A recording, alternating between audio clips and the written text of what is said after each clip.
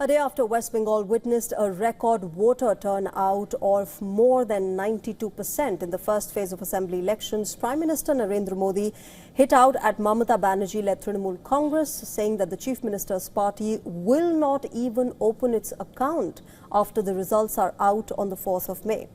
PM Modi said that in the last 15 years, the Trinamool Congress government did nothing for the development of the state and deprived Dalit and backward classes of central schemes benefits.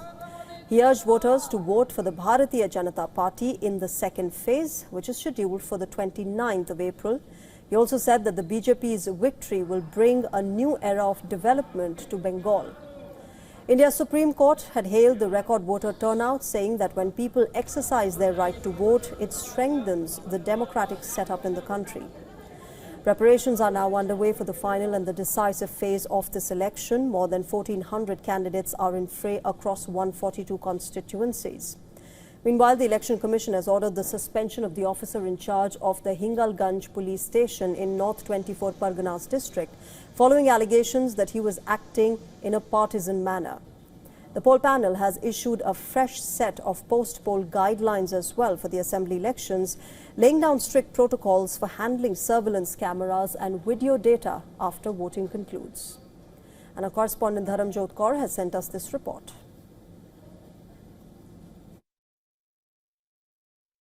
Phase 1 of the West Bengal Assembly elections is over. We are now headed towards Phase 2.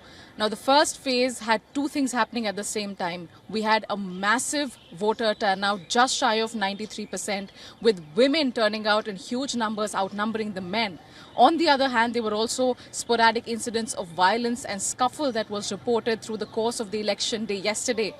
But given that the first phase is now over, there are a few days now left to the second phase, where all parties are now resuming massive campaigning. This voter turnout of Phase 1 has been pitched as a victory, as an early victory already by both the TMC and the BJP.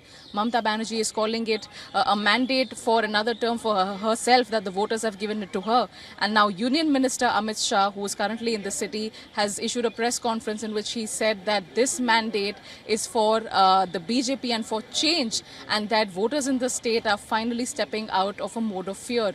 Whether or not any of these statements are true, we'll find out once the second phase of elections is over and the result comes out on May the 4th. Amid all of this, there are still a lot of serious issues pertaining to the election, SIR being one of them.